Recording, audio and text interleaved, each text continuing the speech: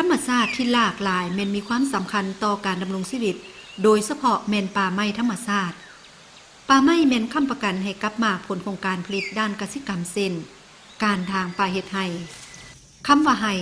แม่นได้มาจากการทางป่าไม้ธรรมชาติและปลูกข้าวและพืชหลายชนิดเสบอนเดียวกันซึ่งสามารถค้ำประกันด้านเสบียงอาหารแหล่งยาพื้นเมืองเพื่อหับใช้ในชีวิตประจำวันและที่อยู่อาศัยเป็นทางรายได้ที่สำคัญให้กับชาวบ้านในแต่ละวันโดยเฉพาะก็แม่นการดำรงชีวิตของชาวบ้านที่อาศัยอยู่ตามเขตผู้ดอยด้วยการอาศัยป่าไม้และทรัพยากรธรรมชาติเพื่อเลี้ยงชีพ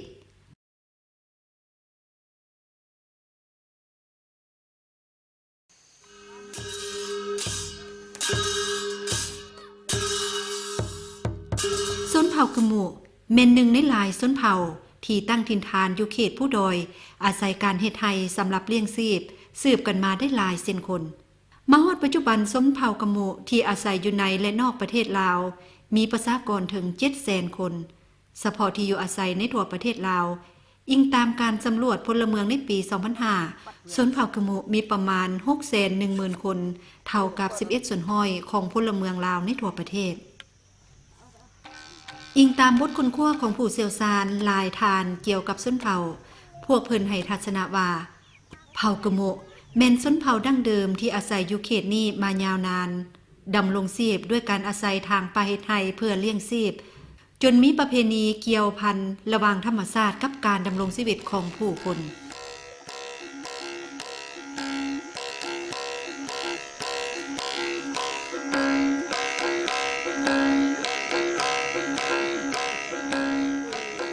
เมืองปากแบงเป็นเมืองที่ตั้งอยู่ทางทิศใต้ของแขวงอุดมไซ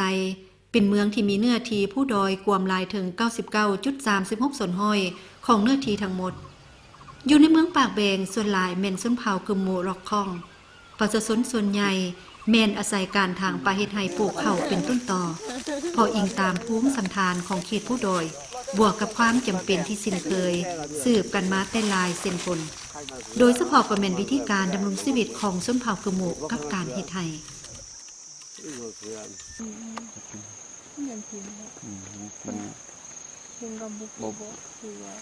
รัฐบาลลาวได้จำแนกการทางป่าเฮ็ดไร่ออกเป็น2ประเภทคือ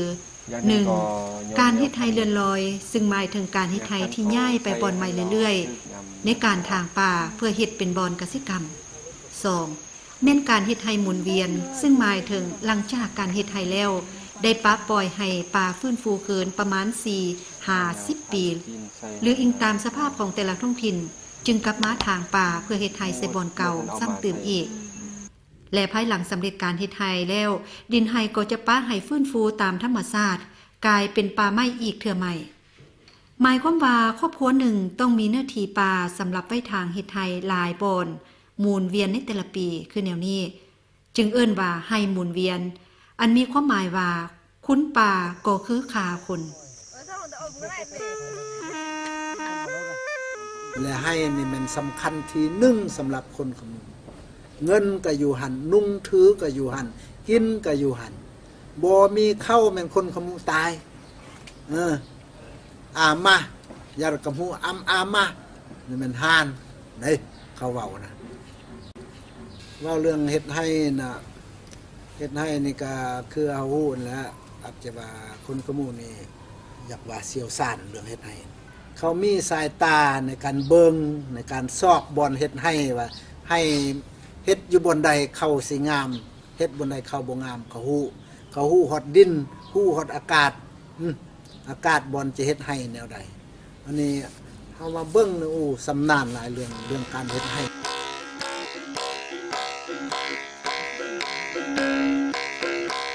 ขั้นตอนของการเฮ็ดไร่แม่นมีอยู่6ขั้นตอนคือ 1. การเลียบไร่คือการตัดเลือกป่าไม้และพื้นดินที่สามารถทำการปลูกฝังให้ได้รับผลดีก้อยเท่งเนี่ยก็เนี่ยเรียกกองไหว้ก็จะเลืองง้อเลืองก้อยแอนง้อปอยจิตข้าวอยู่กลางโรงปีโปตัวคนนี้มาครับเนี่ยมาทำมาขี้วันขี้ปุ๊บปากกะลาของพี่ตัวกันนี่เอ็ดเนี่ยต้องกับคนหูทำไม่หูทำพี่มาคักบางแน่มาคักบักกี้กันจะเลืองง้อเลืองก้อยเลยข้าวกินกลางโรง 2. การทางไร่คือ การตัดป่าไม้เพื่อบุกเบิกเนื้อที่ในการปลูกฝัง 3. การจูดไฮ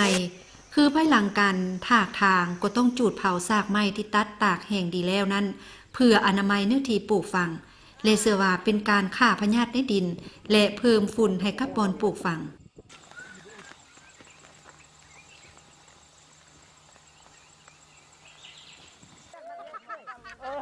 4. การซักเข่าคือการขุดปลูกแบบพื้นบ้านและใช้งานจำนวนหลาย 5. การเสียหญ้าให้คือการดูแลรักษาผลปลูกให้ได้ผลผลิตที่สมบูรณ์ดี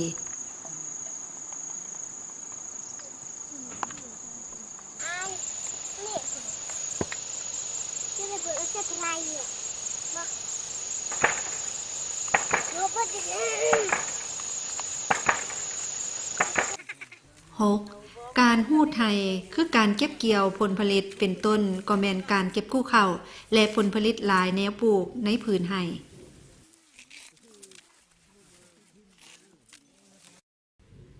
ในพื้นไห้บ่เพียงแต่ปลูกข้าวเท่านั้นแต่ยังมีการปลูกพืชผักหลายชนิดอีกด้วยเช่นมักเพชรเผือกมันมักงาสาลีมักพืชผักสำหรับบริโภคในแต่ละวันและอีกหลากหลายชนิดที่สามารถปลูกในพื้นไห้ได้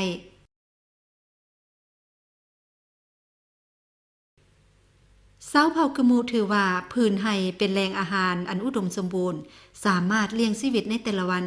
ซึ่งประกอบมีพืชผักและธาตุแป้งครบถ้วนเลยก็ว่าได้สิ่งสำคัญพื้นไห้ยังเฮ็ดให้ชาวบ้านมีความมวลจิตมวลใจในเวลาที่ไปออกแห่งงานร่วมกันหลายคนเป็นหมู่อยู่เองเรือมเรือว่าอัปแก้บัดลงปูเรือมเนี่ยเป็นซึมจำง่ายเป็นซึมลำทางเข็กงอกลวกเข็กงอกเอ็กเลยตึ้งก้อยเรือไพรละว่าเพื่อนงอเพื่อนก้อยนั่นรุงพูดงอนั่นเผือกเป็นซึมซัวเป็นซึมไหวเผือกเป็นซึ่งไว้ป้อเป็นซึ่งไว้เอกเป็นซึ่งไว้ชั่วอีเพื่อมาแต่ในแห่งก้อยอีรุงพูดก็นี่นอนไม่ตื้อก้อยนี่นอนงอเอ็ดนอนเล็งใส่เพื่อหนักแท่งพูดเนี่ยเรียกว่าลุยผ้ามาเพื่ออย่างนี้เนี่ยอีไม่เป็นซึมตลอด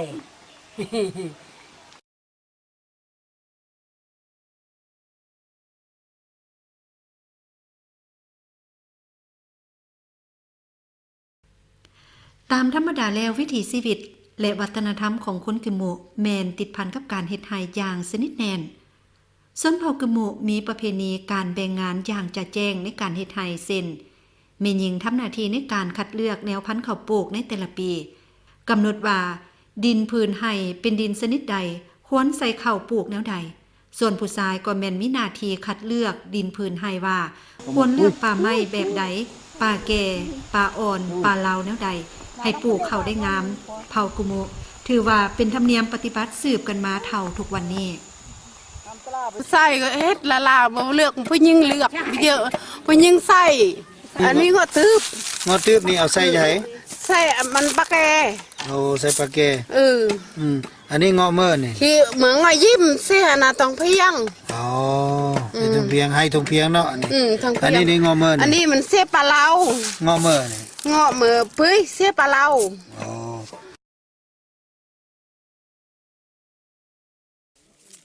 พื้นไร่ที่ป้าปล่อยแล้ว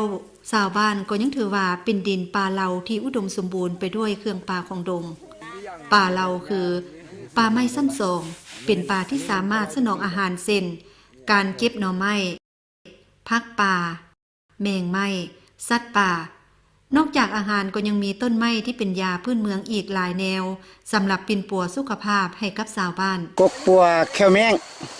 เจ็บแควปัวดีนี่ปัวเนี่ยภาษากำมือแควภาษากำมือปัวร่าง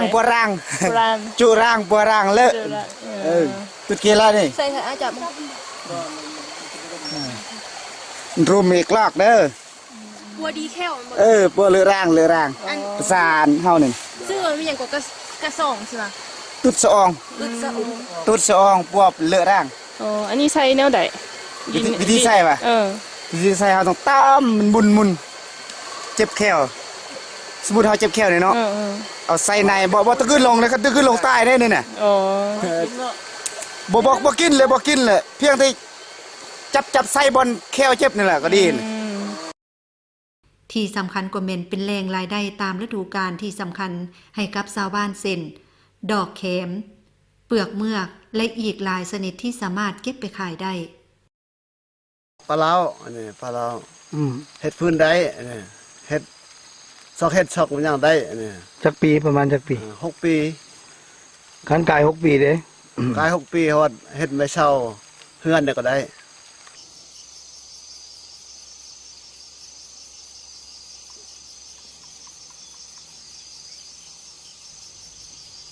เท่าที่ผ่านมาคุณประโยชน์ของการเฮ็ดไห้ที่มีอยู่อย่างหลากหลายนั้น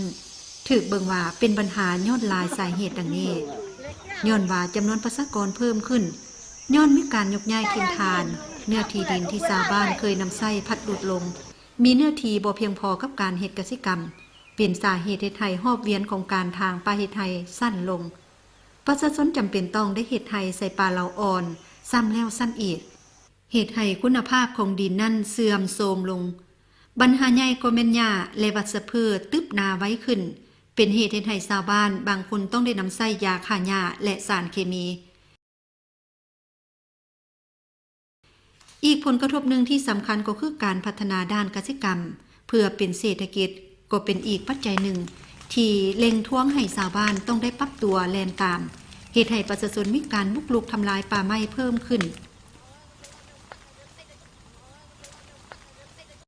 ข้อคำถามใหญ่ที่สำคัญอีกอันหนึ่งก็มีอยู่ว่าไห่บ่เป็นเพียงแต่ความมั่นคงทางด้านอาหารเท่านั้นไห่ยังติดพันกับฮีตของประเพณีและวัฒนธรรมที่สำคัญด้านจิตใจ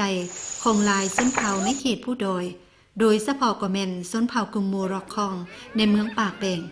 พวกเขาควรพิจารณาคุณประโยชน์ของการเฮ็ดไห่เบิ่งคืนว่าเฮ็ดแนวใด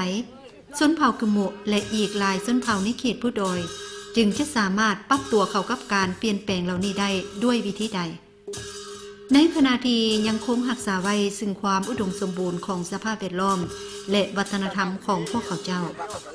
สิ่งที่สำคัญที่สุดก็แม่นชนเผ่าคุโมะต้องได้มีการตัดสินใจเกี่ยวกับอนาคตของเขาเจ้าโดยการพิจารณาผลดีและผลเสียของการพัฒนาด้านต่างๆที่จะเข้ามาสู่ชุมชนและครอบครัวด้วยตัวของเขาเจ้าเองอย่างเป็นเจ้าการ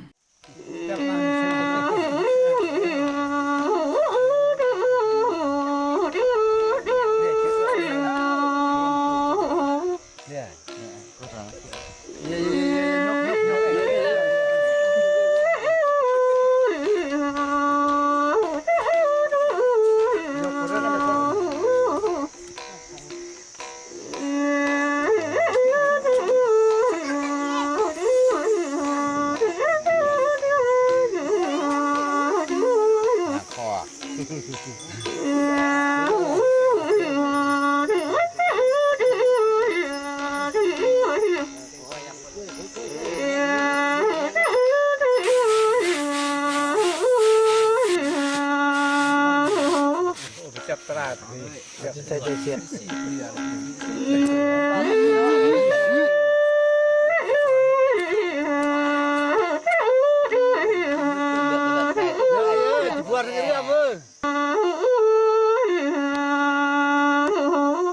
จับตราดพี่